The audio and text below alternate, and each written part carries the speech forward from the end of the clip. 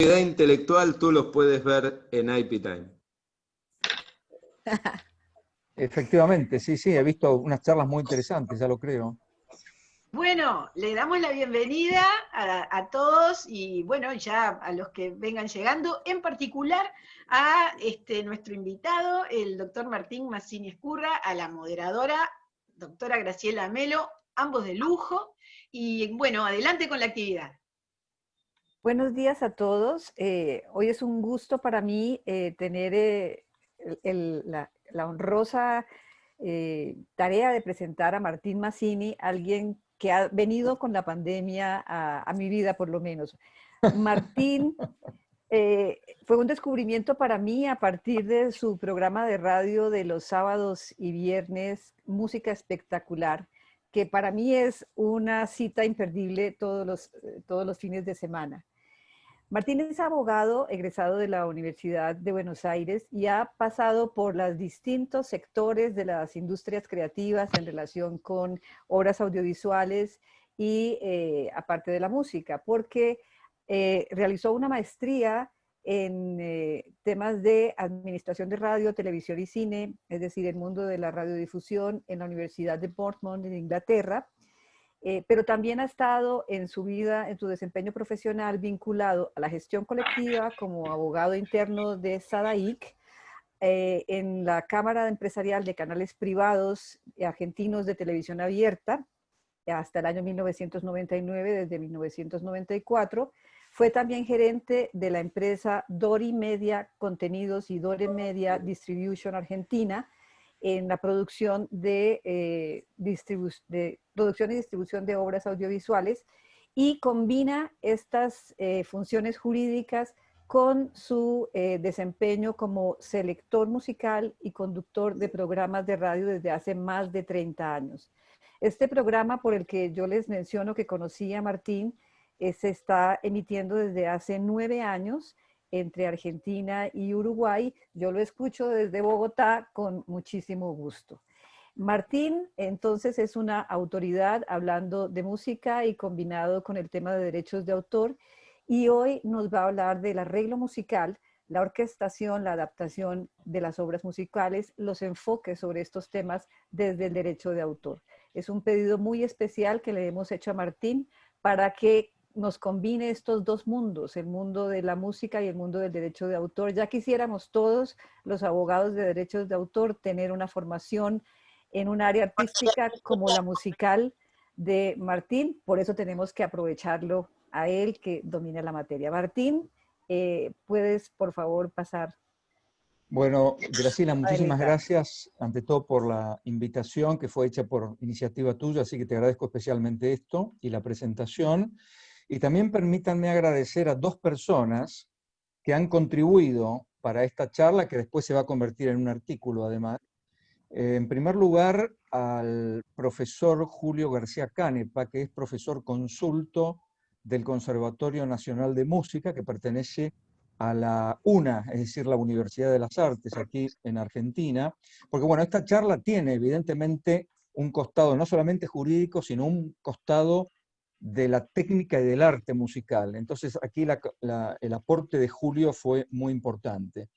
Y también especialmente quiero agradecer a Rodrigo Moraes, que me envió un material muy interesante de Brasil y que lo voy a referenciar más adelante a lo largo de esta exposición.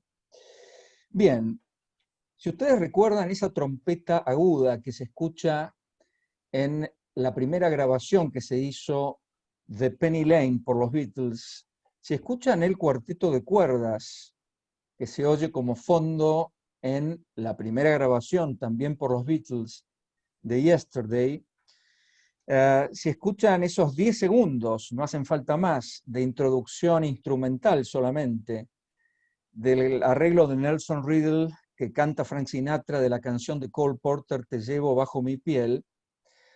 Bueno, en esos 3 ejemplos ustedes tienen el trabajo de un arreglador, y de un arreglador creativo, sin duda.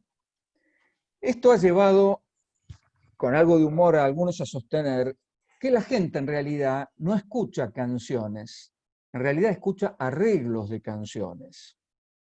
Entonces, la función del arreglador es esencial, y después vamos a expandir sobre esto, para la viabilidad artística y comercial de, sobre todo, la música popular. También podríamos decir entonces que así como el intérprete es el mediador entre el autor y el público, bueno, el arreglador, de alguna manera, es el mediador entre el autor y el intérprete, y el arreglador, el mediador mediato, vaya la cacofonía de palabras, entre el autor y el público. Antes de entrar a desmenuzar cada una de las temáticas que tienen que ver con lo que hemos elegido para hoy, es bueno clarificar algunos conceptos. Sobre todo, hay que clarificarlos desde el ángulo del arte y de la técnica de la música, porque no siempre el derecho de autor y en general el derecho sigue lo que dicta la materia que está regulando, en este caso vinculado con la música. Una de las palabras que vamos a usar bastante en esta charla y que ustedes la van a escuchar es la palabra transcripción. Musicalmente hablando, transcribir implica reproducir textualmente una obra, y por lo general la transcripción se hace cuando tengo que pasar una obra escrita, por ejemplo, para un instrumento determinado, a otro instrumento o grupo de instrumentos. Ahí estoy transcribiendo. Ahora bien, esa transcripción por lo general va acompañada de otros elementos. Si yo transcribo de un instrumento A para un instrumento B o para un grupo de instrumentos, estoy también instrumentando, vale decir, estoy asignando las diferentes partes que tiene una obra musical, cualquiera que sea, desde una canción popular hasta una obra mayor. Entonces, cuando tengo transcripta esa obra originaria a otro medio sonoro, en este caso a un grupo de instrumentos, lo que voy a hacer cuando instrumento es asignar las diferentes partes en que se compone esa obra original, las voy a asignar a los diferentes instrumentos para que la toquen. Y si la estoy transcribiendo para un solo instrumento, bueno, estaré adaptando la obra original al nuevo medio sonoro. Estrictamente, cuando hablamos de instrumentación, nos estamos refiriendo a eso, a escribir para instrumentos. Y también se suele usar la palabra orquestación. En realidad, significa el mismo trabajo, simplemente que hay músicos que prefieren hablar de orquestación cuando están instrumentando para orquesta. Y algunos hasta son más exquisitos, dicen, cuando estoy instrumentando para orquesta sinfónica. Bueno, hechas estas aclaraciones, de ahora en más, cuando yo hable de instrumentación o de orquestación, voy a estar significando lo mismo. Personalmente me gusta más la palabra orquestación, porque es más comúnmente usada. Bien, hasta aquí nos estamos refiriendo a transcripciones con instrumentación u orquestación, en donde por lo general se respeta, hay bastante apego a los aspectos rítmicos, melódicos y armónicos de una obra original. Ahora bien, cuando entro en el terreno del arreglo musical, ahí la cosa cambia, porque el arreglo musical supone una toma de más libertades por parte del arreglador o arreglista respecto de la obra originaria. Si ustedes quieren, podríamos utilizar un paralelismo con la pintura. Podríamos decir que la obra original es el dibujo, la orquestación es la coloración, la combinación de colores que yo le aplico a ese dibujo. No en vano, cuando se habla de orquestación, muchas veces se habla también de color instrumental. Si ustedes toman, por ejemplo, la música clásica, los compositores por lo general también orquestan, hasta tal punto que compositores como por ejemplo Ennio Morricone, que falleció hace un par de meses, jamás permitía que su música de películas la orquestara otra persona que no fuera él, porque él no concebía escindir esas dos actividades. Lo que ocurre es que en Hollywood, por razones gremiales y también de tiempo, el compositor de música de cine compone generalmente un ejemplar para piano, o sea, 2 pentagramas, pero el trabajo de orquestación lo hace un orquestador. Bueno, Morricone no aceptaba eso porque consideraba que era directamente una tarea para diletantes. Alguien que no pudiera orquestar sus obras, él lo consideraba un diletante. Decíamos entonces que el arreglador tiene una función creativa, tiene una función de tomarse más libertades con respecto de la obra original.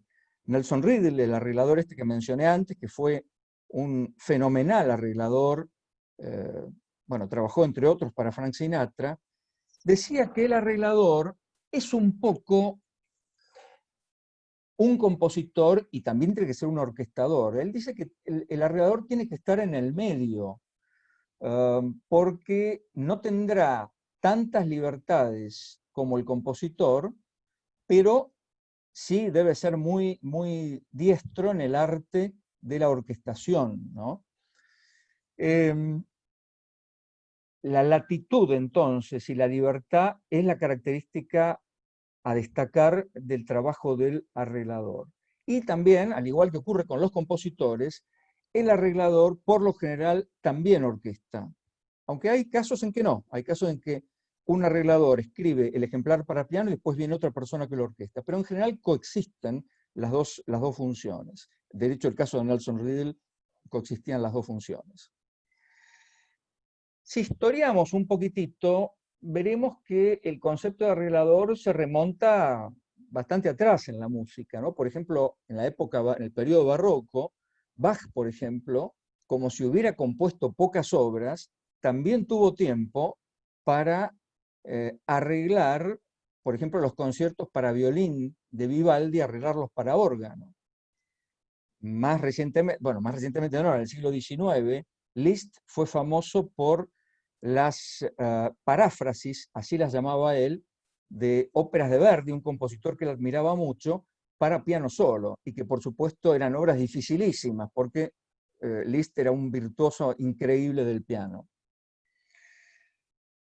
En estos ejemplos que hemos venido dando, y acá ya entramos en lo jurídico específicamente, tanto en los casos de transcripciones con orquestaciones, como en el caso de los arreglos, como en el caso de las paráfrasis, las adaptaciones que hizo, dijimos, Liszt de las óperas al piano solo, estamos efectivamente adaptando obras. Y en este aspecto, por ejemplo, la ley de copyright del Reino Unido específicamente define la adaptación con relación a las obras musicales como un arreglo o transcripción de una obra original. Esta ley no menciona a la orquestación, pero cabría considerar que por la historia musical de ese país, la debe considerar inscripta porque además la orquestación también implica una transcripción de una obra original, con lo cual no sería disparatado considerar que implícitamente la orquestación en la ley británica está entendida. Si vamos al glosario de la OMPI, y acá haciendo una advertencia, yo leí el glosario de la OMPI, la versión inglesa y la versión en español, y me quedé con la versión inglesa porque encontré bastantes imprecisiones en la traducción al español. Está bien, es del año 1980, por supuesto no es vinculante, pero tiene sin duda un valor interpretativo. Bueno, para el glosario de la OMPI, adaptar implica modificar una obra preexistente de un género a otro. El caso más típico es la obra literaria cuando se hace una película a partir de la misma o una obra televisiva. Y en el caso de obras del mismo género, por ejemplo, las obras musicales, bueno, tenemos que la adaptación implica pasar de un medio sonoro a otro medio sonoro. Por ejemplo, una obra para piano, una obra compleja para piano que se la pasa para una versión para estudiantes, o sea, para piano fácil. Bueno, ahí tienen ustedes el caso de una adaptación, pero la adaptación está suponiendo un arreglo, está suponiendo una modificación original de la obra.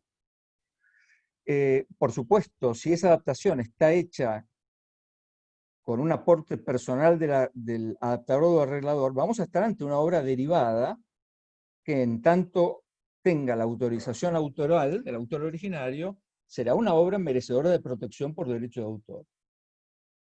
O sea, para orquestar, para arreglar, para adaptar, estoy haciendo uso de un acto de transformación, que es uno de los derechos reservados al autor original de la obra.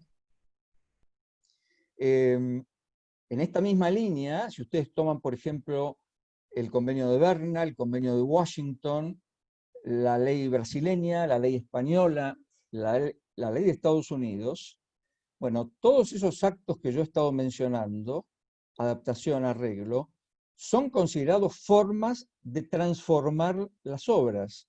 Son distintas alternativas del derecho de transformación.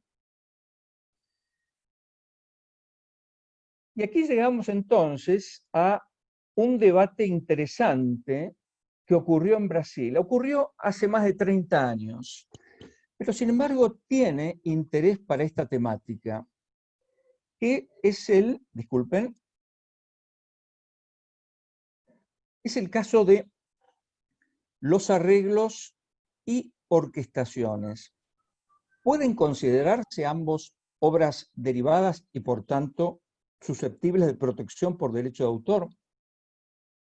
Bueno, Claudio de Sousa Amaral, por ejemplo, recuerda en su escrito que ya desde el Código Civil brasileño de 1916, el arreglador era considerado un adaptador, un modificador de una obra originaria. Y por tanto, si contaba con permiso de autor, lo que él hacía era una obra derivada. Henry Jessen, insigne autoridad en derecho de autor del Brasil, definió muy bien el arreglo. Él definió el arreglo como una manipulación creadora de una obra precedente que da como resultado la transformación de una obra originaria en una obra distinta, o sea, una obra nueva, presentando características de originalidad distintas de la obra preexistente. Ahora, a continuación, Jessen define la orquestación. La definición de la orquestación, él dice, no, orquestar es asignar a una obra dada determinados instrumentos para que la toquen, ¿no? o grupos instrumentales para que la toquen. Y ahí Jessen dice, en esa tarea no hay nada de originalidad, es una tarea mecánica, y por tanto ahí no estaríamos ante una obra derivada merecedora de protección, sino ante, insisto, una tarea mecánica, si ustedes quieren, secundaria. En el mismo sentido, se expidió un dictamen de la CISAC en el año 78, manifestando la misma línea. Ante eso, Guimarães Ferreira dijo algo que es muy relevante. Dijo, así como en su momento la fotografía había dudas sobre si considerarla una obra intelectual, agregaría yo, lo mismo ocurrió con los fonogramas. Bueno, la orquestación sigue suscitando dudas.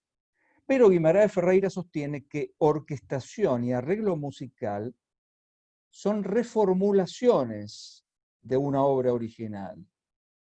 son producto del derecho de transformación y, en tanto cuenten con la autorización autoral, son obras derivadas, son modalidades también de adaptación de obras, merecedoras entonces de protección. Claro, si ustedes piensan lo que implica orquestar, orquestar es mucho más que asignar, que decidir qué parte de una obra se la voy a asignar a este instrumento y qué parte y qué otra parte a otro instrumento. Orquestar implica decidir, por ejemplo, cuando a un pasaje melancólico, ¿cuál será el instrumento o grupo de instrumentos más apropiado para ese pasaje? ¿Cuál será la tesitura ideal o mejor para transmitir de la manera más fiel posible la intención originaria del autor? Si el autor quiso que un determinado pasaje tuviera un carácter melancólico, un carácter jocoso, como se usa a veces la palabra en italiano, bueno, un buen orquestador va a saber qué instrumento y en qué registro van a transmitir con más fidelidad esa intención originaria del autor. De ahí que considerar a la orquestación como una tarea meramente mecánica y mucho peor, fulminarla con la desprotección del derecho de autor, realmente me parece una demasía y por eso disiento de esa opinión con el debido respeto de Jessen y de otros autores, porque evidentemente no está solo en esto, ¿no? Es más, si ustedes analizan lo que es ya en la música popular, lo que fueron las bandas de jazz, sobre todo desde la segunda década de este siglo en adelante, ¿cómo se distinguían las bandas de jazz cuando competían? Había muchísimas bandas que competían. Se distinguían por los arreglos, no solamente por el repertorio, sino por los arreglos y por las instrumentaciones, por el color instrumental. Ahí estaba el gran símbolo de distinción entre una banda y otra, ¿no? Y todo esto implica creatividad, ¿no? Si yo me puedo distinguir de otra banda por los timbres, por la combinación de sonidos, estoy evidentemente en un concepto ya creativo de la instrumentación u orquestación.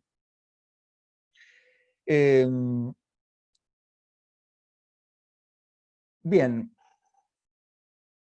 yo creo que acá estaríamos ya en condiciones de poner uno de los primeros ejemplos, Beatriz, que es el tema de la orquestación. En primer lugar, lo que vamos a escuchar son 3 minutos nada más, vamos a escuchar y ver del final de la obra Cuadros de una exposición del compositor ruso Mussorgsky, obra escrita en 1874 en homenaje a su amigo Víctor Hartmann, que era un pintor. Así que, Beatriz, si podés poner ese fragmento y después yo Ya les hago una mismo, breve referencia.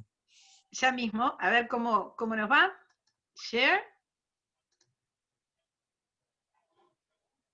Perfecto.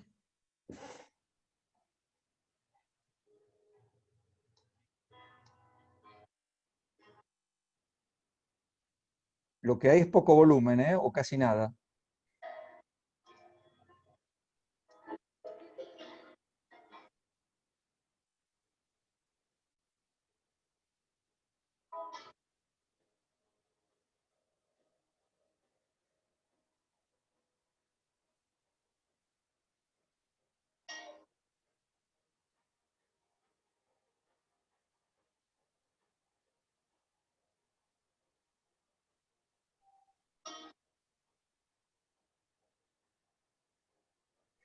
Mi sugerencia es que suban el volumen porque si no, no vamos a poder apreciar nada, ¿eh?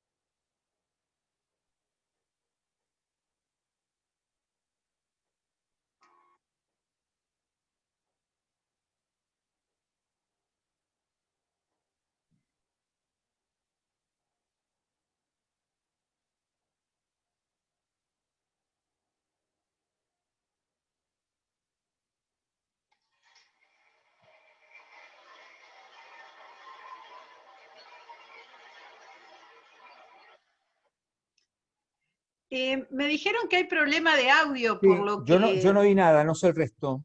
¿Nada, nada? Yo no escuché Eh, nada. No se oye bueno, nada.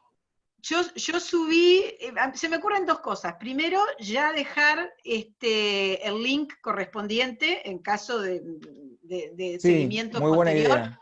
Muy buena Eso ya idea. lo puse. Segundo, probar de otro equipo, no sé, porque yo abrí al 100% todo lo que era volumen externo y tengo abierto mi micrófono. En Facebook tampoco se escucha el audio, me confirman. Este, y creo que no sería muy distinto si lo hostearas tú, Martín, porque de todas maneras debe ser un tema de la gestión.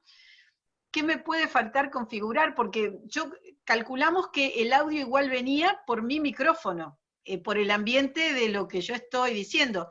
Vamos a tener que hacer la referencia general y voy poniendo en el chat los links. Bueno, está bien. Entonces, lo que veo que entonces no va a tener sentido seguir difundiendo los videos que tenía porque no se van a poder oír. Plan Ok. B. Ok, plan B. Entonces, básicamente lo que buscaba con este video era que ustedes cotejaran la obra original para piano solo de Mussorgsky con la orquestación magistral que escribió Maurice Ravel casi 40 años después de haber Mussorgsky compuesto esta obra. O sea, en la orquestación de Ravel ustedes iban a poder comprobar sin esfuerzo aquella etimología de la palabra autor. Autor viene de auctor, que quiere decir el que aumenta.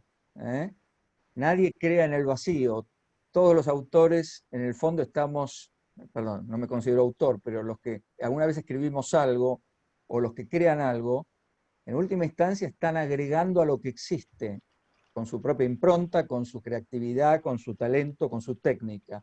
Bueno, Ravel lo que hizo fue hacer una magistral interpretación en el sentido de comprensión, de aprehensión de la obra originaria para piano y traducirla, adaptarla al medio sinfónico con una pintura, con una riqueza increíble desde el punto de vista orquestal.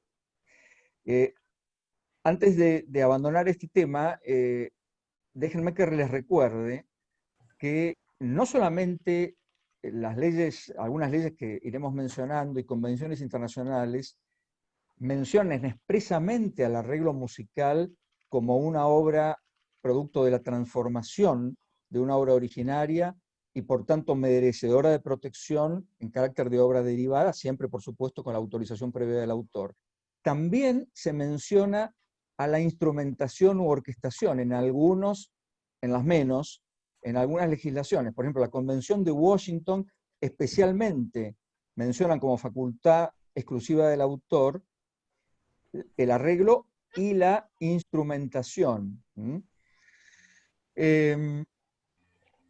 Bien, entonces dejamos de lado el otro video que pensábamos escuchar del arreglo musical. Tengo una propuesta, enmienda a posteriori. A Voy ver. a verificar a posteriori, ¿qué te parece? Voy a verificar algo de configuración que acá nos está sugiriendo Oscar Caballero, no ahora, porque estamos acá, y a posteriori, en unos minutos, en algún momento que puedas, ponemos los 4 ejemplos. Dale. Y lo explicás como ejemplo adenda de esto, ¿te parece? Dale, dale, dale. Así que ahora vamos con lo teórico y después, aparte, sí. Hacemos la adenda. Absolutamente. Bueno, entonces, habíamos dicho que, ahora ya concentrándonos más en el arreglo, dejando la orquestación un poquito atrás, habíamos dicho que el arreglo musical es el ámbito de mayor libertad para el arreglista. El arreglo musical en general se identifica más con la música popular que con la denominada clásica o académica, pero ya vimos que hubo ejemplos de compositores académicos que hicieron arreglos de otras músicas académicas. El arreglo musical entonces está consagrado en Convención de Berna, cuando digo consagrado me refiero a mencionado expresamente, ¿no? En Convención de Washington, en la legislación de Brasil, en la de Colombia, como resultantes del derecho de transformación. En otros casos se las menciona expresamente como obras derivadas, caso Estados Unidos, México y España.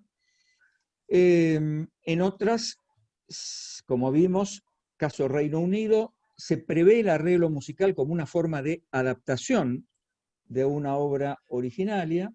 En otras legislaciones, por ejemplo, Italia no se lo menciona expresamente, pero se habla de elaboraciones creativas de una obra. Y ahí estamos, me parece, incluyendo, yo creo sin mayor esfuerzo, las elaboraciones creativas a los arreglos musicales y por qué no a las orquestaciones. Es más, en el caso de la legislación de México, hacen una mención al derecho moral del arreglador, porque expresamente mencionan que la publicación de una obra, sin mencionar en los ejemplares el nombre del autor, adaptador o arreglista, constituye una infracción al derecho de autor. Bueno, por supuesto, no cualquier arreglo constituirá una obra merecedora de protección, no cualquier arreglo será una obra con todo lo que eso significa, porque se requiere, obviamente, como decíamos antes, un aporte creativo. El quantum de ese aporte, bueno, será eventualmente materia de peritos musicales en un juicio, si ese fuera el caso. Bartók, en este sentido, Béla Bartók, el compositor rumano, decía con no poca razón, que es mucho más difícil arreglar una canción folclórica de autor anónimo que en una de esas componer una obra desde cero, ¿no? Porque claro, el arreglador, si bien puede tomarse libertades y licencias, tampoco puede apartarse demasiado de la obra originaria, porque ahí ya estaríamos eventualmente en una infracción al derecho moral del autor, ¿no? Entonces, ¿qué ejemplos? Bueno, los ejemplos que les iba a dar de arreglos creativos, bueno, el arreglador creativo utilizará la obra, transcribirá la obra del autor original, pero le agregará muchas veces contramelodías, contracantos de su propia cosecha. En otros casos, utilizará fragmentos de otras obras, pero que sean pertinentes para el ambiente, para el escenario de la obra originaria del autor. Por ejemplo, había un arreglo que tenía previsto mostrarles ahora, de la obra Amo a París de Cole Porter. Bueno, yo les quería hacer escuchar la versión original del compositor, del propio Cole Porter al piano y cantando, que es una versión de una enorme pobreza musical, a pesar de que Porter había estudiado en la Escola Cantorum de París, había estudiado en la Universidad de Yale música, era un compositor hecho y derecho. Pero bueno, el arreglo que les iba a hacer escuchar de Stanley Black era un arreglo en donde Black introducía, por supuesto, el trabajo original de Porter, pero también agregaba melodías de su propia cosecha e inclusive insertaba instrumentos, como gran orquestador que era, que nos ubicaban geográficamente en París, por ejemplo, el acordeón, ¿no? Tan asociado a la música parisina, e insertaba también fragmentos de dos obras caídas en dominio público francesas para completar esa ubicación en contexto de la obra originaria de Cole Porter. Bien, ¿qué pasa en algunos países con respecto a los arreglos? En Estados Unidos existe una licencia no compulsiva, interesante esto, limitada a las grabaciones sonoras. Vale decir, existe la licencia no compulsiva para efectuar arreglos de una obra, siempre y cuando esos arreglos, primero, sean destinados a una grabación sonora, y segundo, no alteren de manera significativa la obra original, que no alteren la melodía original, para ser más específico, y su carácter, o sea, su naturaleza. O sea que pequeñas modificaciones estarían autorizadas, modificaciones drásticas no podrían hacerse sin permiso del autor. Esta licencia compulsiva, por supuesto, no sería admisible si yo quisiera, por ejemplo, hacer un video, ¿no? Solamente podría ser una obra mejor dicho, un destino fonográfico, un destino sonoro. No podría pasar de ahí. Después también hay otras licencias respecto a hacer arreglos. Por ejemplo, en Alemania se permiten la utilización de otras obras, de obras protegidas, mediante un arreglo, siempre y cuando el arreglo no pase de una modificación de la tonalidad o del registro. ¿Por qué? Por lo que hablábamos antes cuando hablábamos de orquestación o de instrumentación. Si yo tengo que, por ejemplo, arreglar una obra originalmente escrita para un tenor, para que la pueda cantar una contralto, necesariamente tengo que hacer una adaptación del registro, de la tonalidad de la obra original, para que la obra sea cantable. Lo mismo si paso de un instrumento a otro, ¿no? Piensen ustedes en el ejemplo que les di de la obra de Bach, una obra originalmente escrita para violín. Si yo la tengo que transformar para órgano, bueno, en el órgano hay cosas que el compositor original previó que las pudiera tocar el violín, que el órgano no las va a poder hacer. Eso va a implicar algún nivel de modificación, de arreglo de la obra original.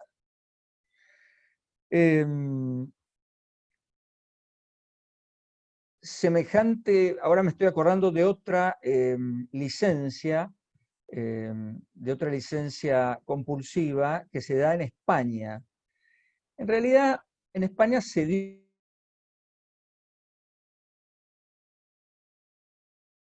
con los productores fonográficos, mediante el cual se los autoriza a los productores fonográficos a realizar modificaciones menores a la obra original, siempre que el carácter de la obra no sea modificado. Acá en línea bastante similar a la licencia compulsiva de la ley de copyright de Estados Unidos.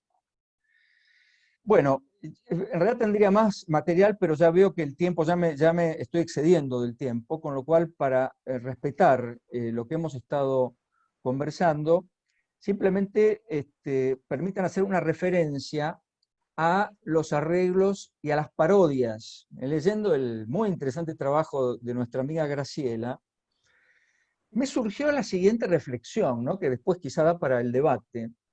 Fíjense ustedes los países en donde la parodia está permitida, pero que simultáneamente no permiten los arreglos. O sea, me permiten parodiar, pero si quiero hacer un arreglo necesito la autorización del autor. ¿Cuándo?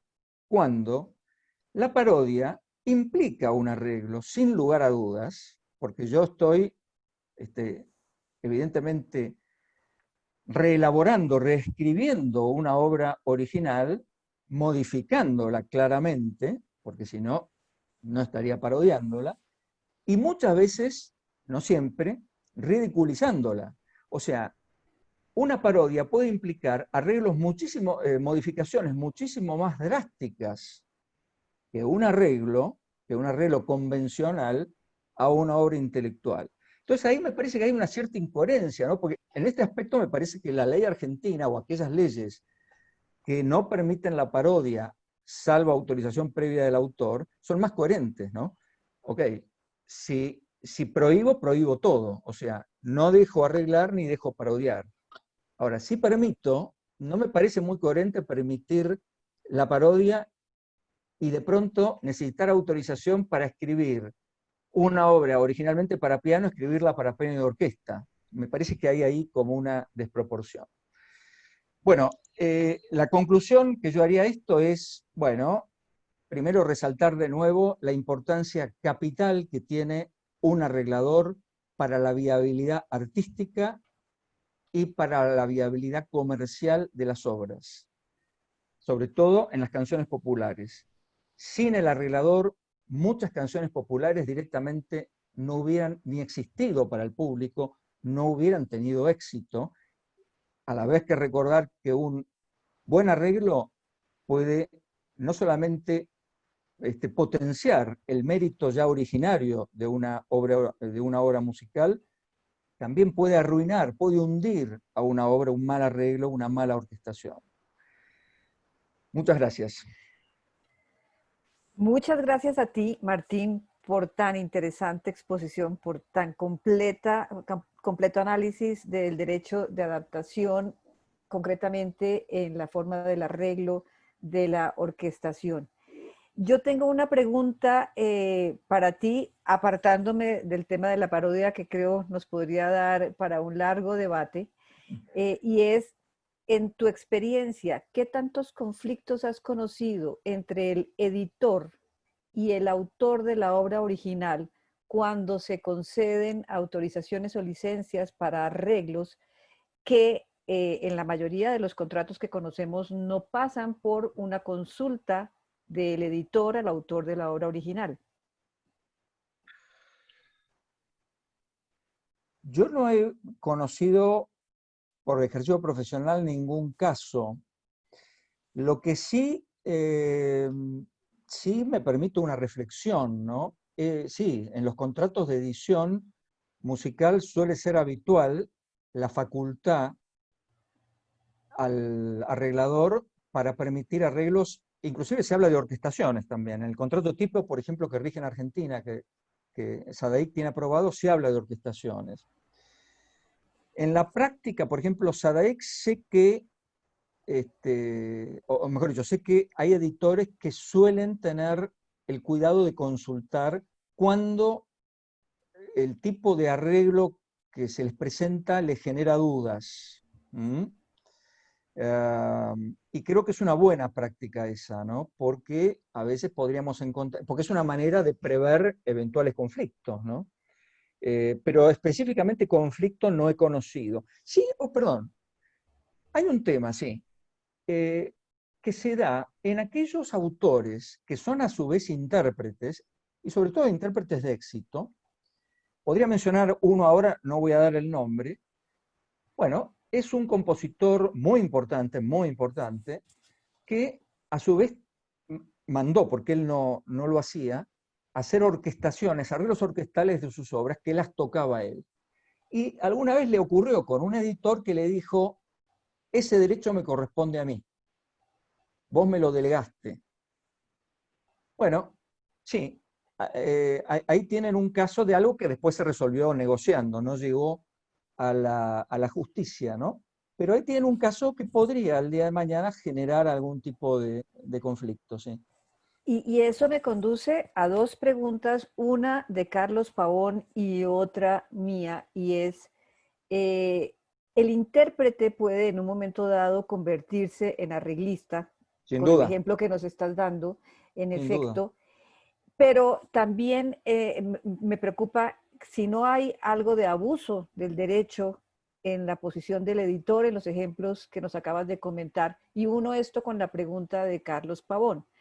Él pregunta que si teniendo en cuenta la naturaleza del jazz y la aplicación de la doctrina del fair use, estaríamos ante obras derivadas en relación a las interpretaciones de cada artista o banda de jazz.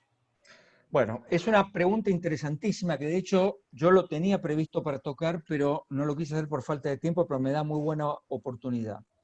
El jazz es por antonomasia el género de improvisación, el género improvisatorio.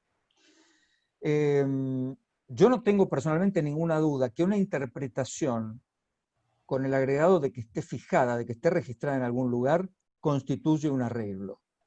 Ahora, ¿qué pasa aquí? ¿Qué pasa en los hechos? Porque está bien, el principio de derecho autoral básico es que un arreglo, en tanto importa una modificación de la obra original, requiere el permiso del autor. Ahora, ¿cuál es la realidad de las cosas acá? Que esto los abogados no lo podemos perder de vista. el autor original es el primer interesado en que sus obras se toquen, se difunden. Y para eso necesitan ser arregladas, porque si no, no tienen viabilidad. Si estamos hablando sobre todo de un compositor de jazz, que hace género de jazz, no sé, pensemos en Duke Ellington, pero pensemos en Marsalis, en Diane Kroll, bueno, yo creo que los primeros interesados, o los que ellos consideran totalmente natural que las obras sean reinterpretadas, arregladas, son ellos. Entonces, de nuevo, por derecho de autor, by the book, por el libro, tengo que decir, no, permiso previo del autor. Ahora, la realidad de las cosas no es así. Y la prueba es que en países donde tenemos, por ejemplo, esa licencia compulsiva para hacer arreglos, los que hacen arreglos van mucho más allá del límite que pone la ley de copyright, porque en los hechos modifican a veces drásticamente la obra original, modifican la armonía original incluso, modifican el ritmo.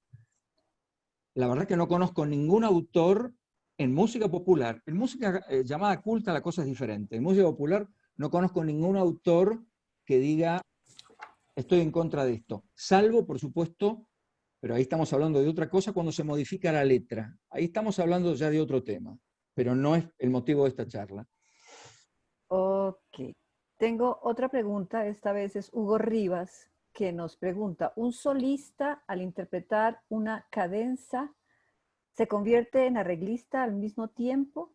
Si el compositor previo cadencia, no será cadencias en obra, ¿se puede suponer autorización de su parte al solista? No sé si tengamos a Hugo para que nos explique, la verdad no conozco la palabra. Entiendo. A ver, la cadencia es... Cadencia, pero él dice cadenza. La cadencia es un recurso... No, pero cadenza está bien, es en italiano. Es un recurso de la música llamada culta, mediante la cual los compositores, esto se daba en los conciertos para piano y orquesta, los compositores, no todos, pero algunos, preveían una porción de algunos movimientos para que el intérprete libremente pudiera improvisar, pudiera desarrollar su virtuosismo agregando material temático, material musical de su propia cosecha. Hay compositores que expresamente preveían esto en las partituras y por tanto lo permitían. Bueno, si se trata de compositores que no previeron eso, bueno, ahí tendremos que ver. Si la obra está en dominio público, sí, por supuesto, esto es una posibilidad. Si la obra está en dominio privado, no podría acontecer esto. Ok.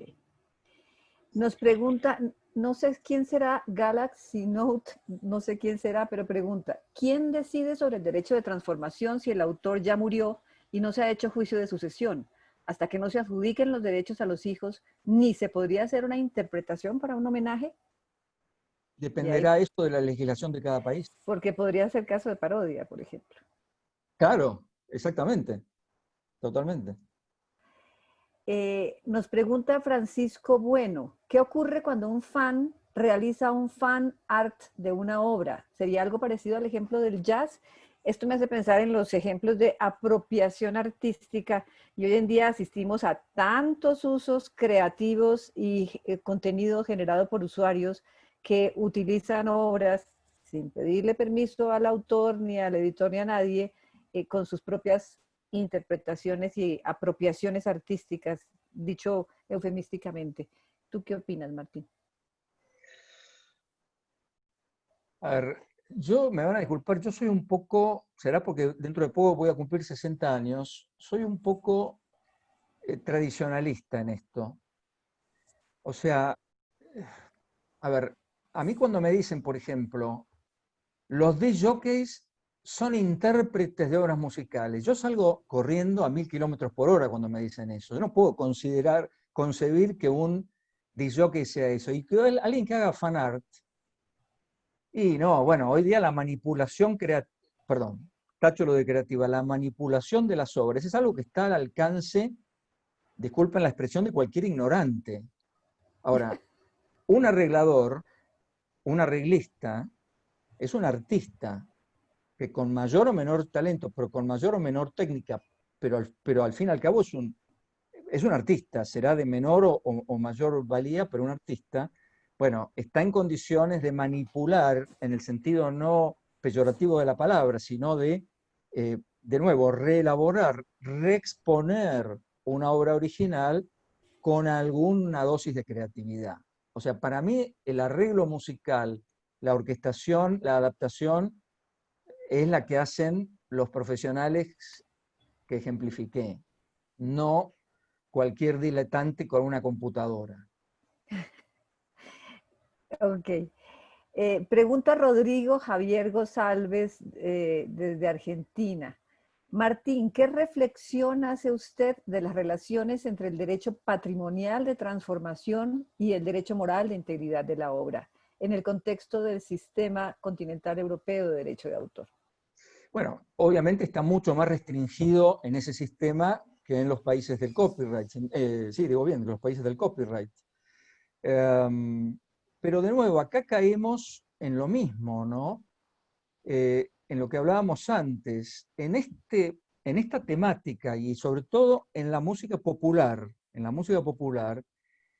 el hecho de la transformación es algo pacíficamente aceptado por los mismísimos autores, ¿no? Aquí tienen ustedes un caso en que los abogados escribimos las leyes diciendo esto está prohibido, pero en los hechos son los propios autores los que les dan la bienvenida a las transformaciones, a los arreglos de sus obras, a las modificaciones de sus obras, porque de lo contrario no tendrían viabilidad comercial.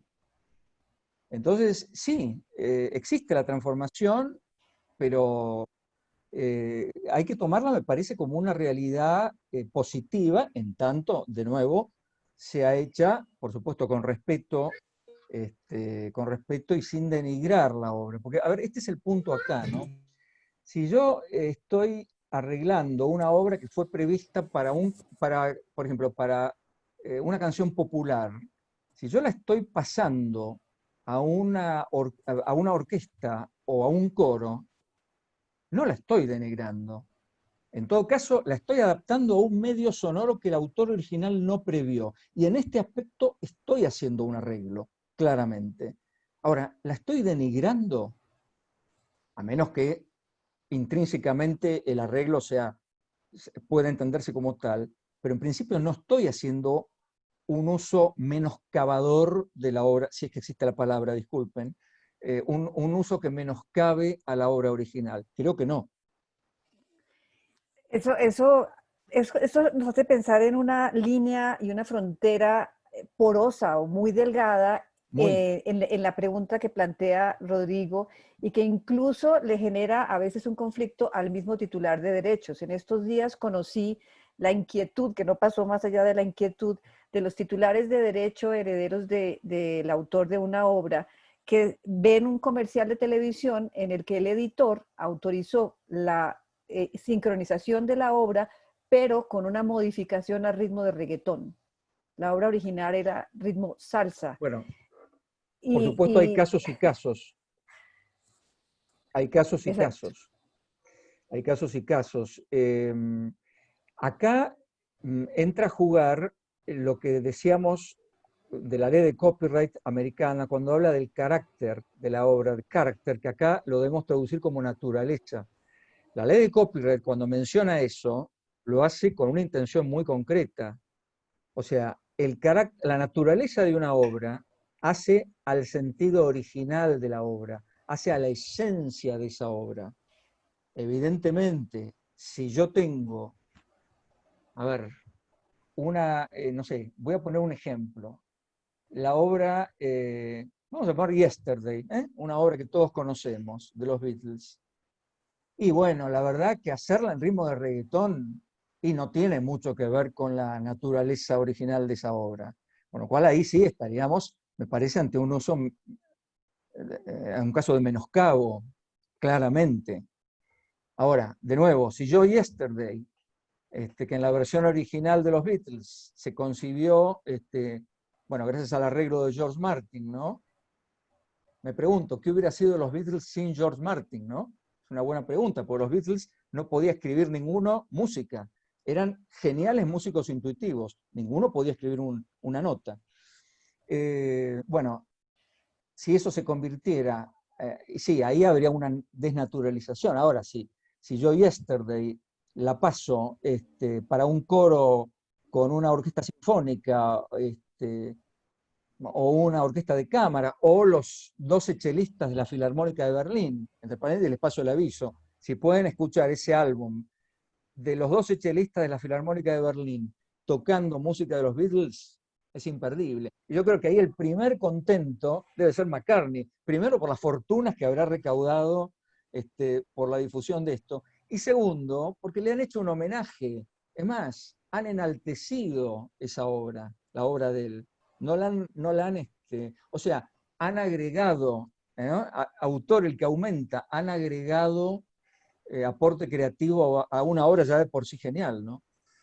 Incluso con la alusión que tú haces al copyright, sabemos que uno de los elementos, de los 4 factores del fair use en la codificación hecha en el artículo 107 de la Act Copyright de los Estados Unidos es, de hecho, la naturaleza de la obra.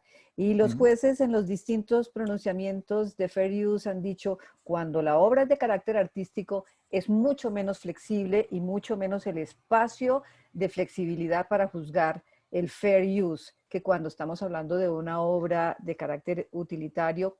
Evidentemente las obras musicales son obras de carácter artístico y expresivo. Miren, tenía un ejemplo que no me dio el tiempo para poner, que es de marzo de este año, es muy reciente, justamente de un arreglo y fair use que ocurrió en Estados Unidos. ¿Tengo 2 minutos para decirlo? De hecho, nos ha dicho Beatriz que estamos muy interesados todos y que podemos tomar nosotros minutos si tú nos Bueno, puedes regalar. muy amable, muy amable.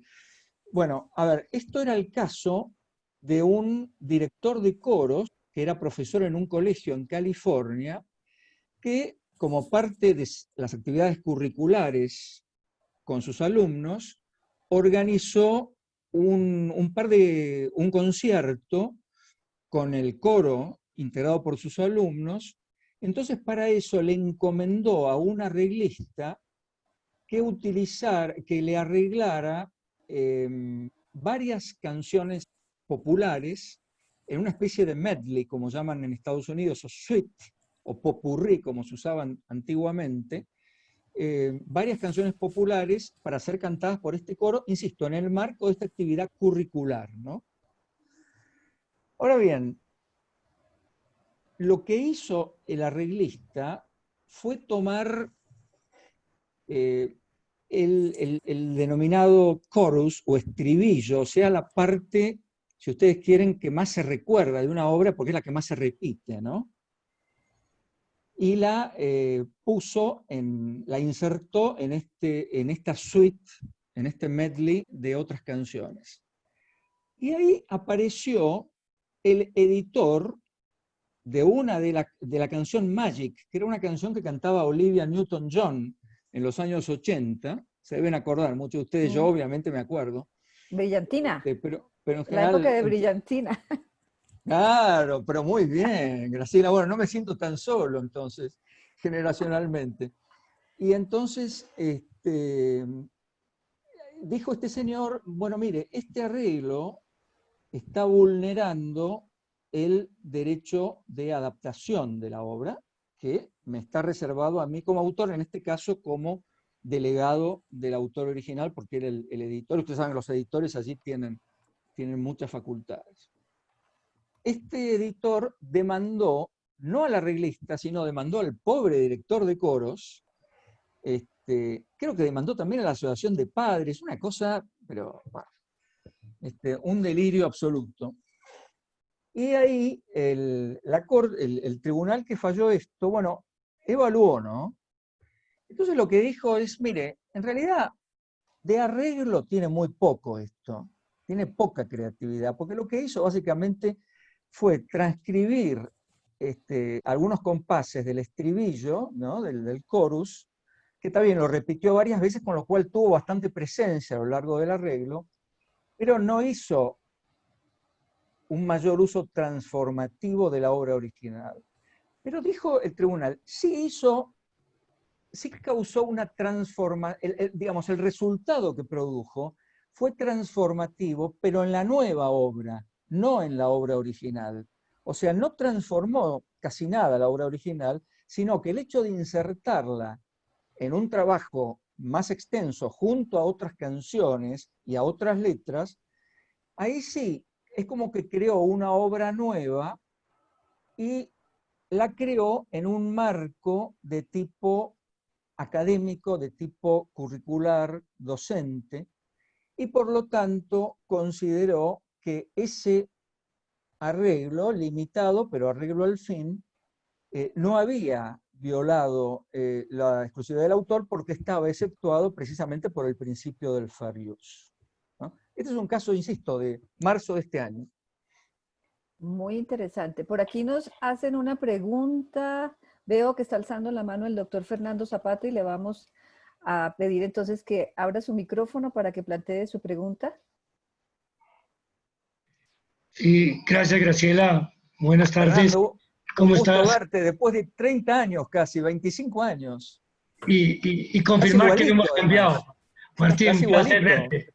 Cómo no, felicitaciones, muchas gracias por tu presentación.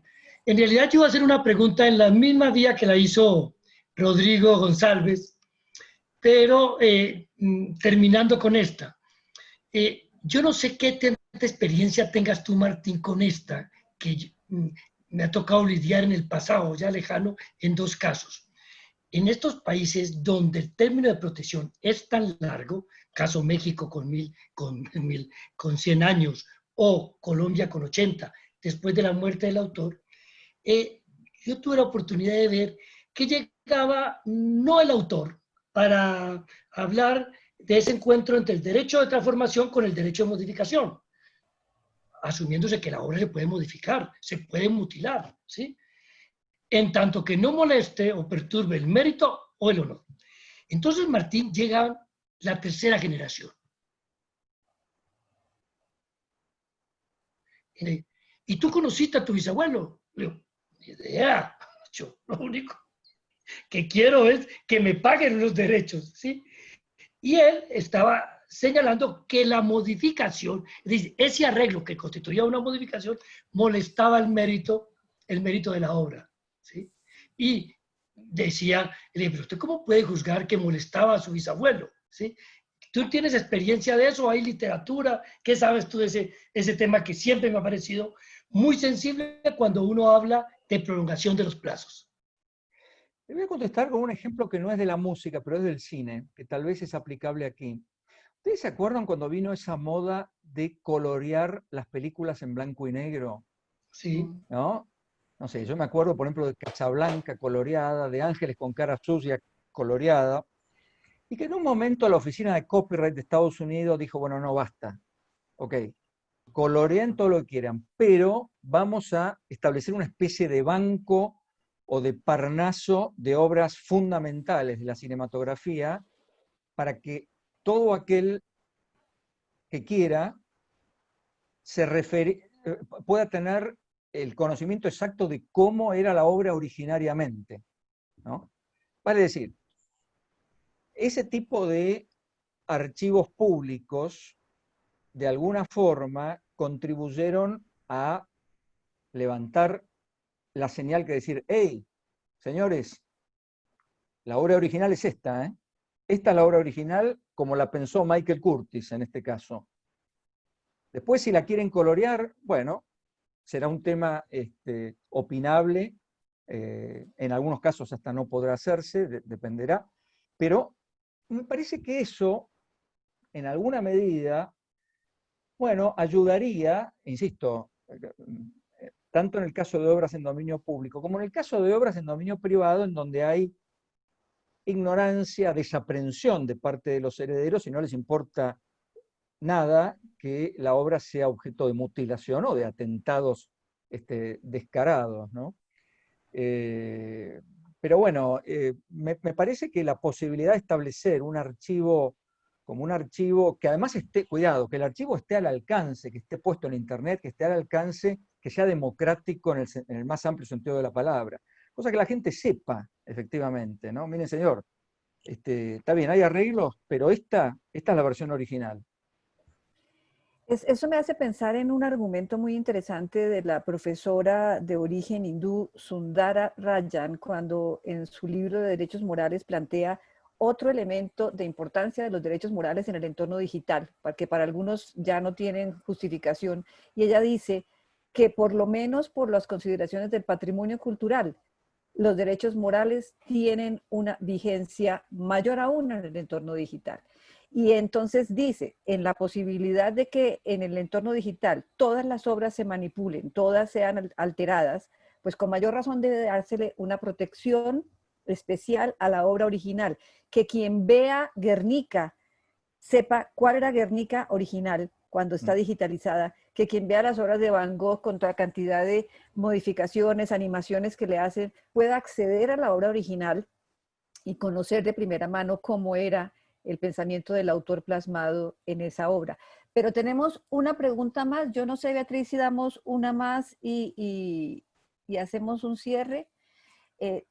La pregunta es respecto de los derechos morales del arreglista. Si aceptamos que la obra derivada, cuando hay creatividad en ella, es una obra protegida también, pues debemos atribuirle los derechos patrimoniales y morales al arreglista. Y entonces nos pregunta Leandro, indudablemente, ¿qué hay de los derechos morales del arreglista, especialmente si no logró autorización y los terceros usan su arreglo a su vez, hacen una modificación de su arreglo? Bueno, a ver, el caso estadounidense plantea una paradoja. La paradoja es, la ley le permite a alguien hacer el arreglo con las limitaciones que mencionamos. Ahora, el autor en realidad no ha autorizado él ese arreglo.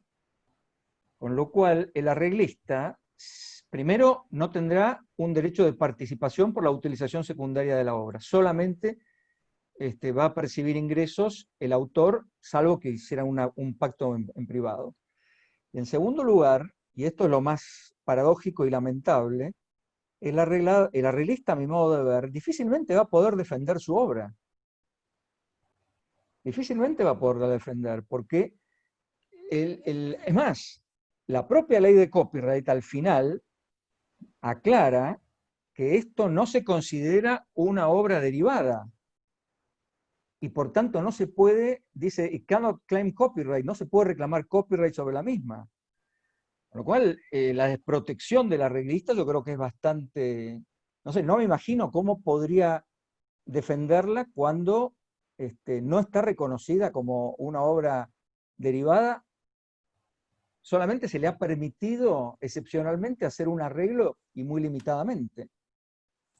Y más aún en el caso que nos plantea Leandro, hay una fuente ilegítima de la realización del arreglo, pero además añadiríamos otra dificultad técnica de separar, de un arreglo, separar o conceptual y técnicamente dónde está la intervención o la manipulación sobre el arreglo o sobre la obra original, que es la fuente de todo bueno, el ejemplo. Por supuesto. A ver, también acá la literatura es bastante clara en esta materia, ¿no? Si ustedes orquestan o arreglan una obra caída en dominio público, lo que el arreglista agregue de su propia cosecha le puede permitir que califique para las sociedades de gestión colectiva que esa obra sea considerada obra derivada y por lo tanto tenga derecho a percibir derechos económicos. ¿Bien? Ahora bien, esa misma literatura siempre se preocupa en aclarar que el arreglista solamente puede pretender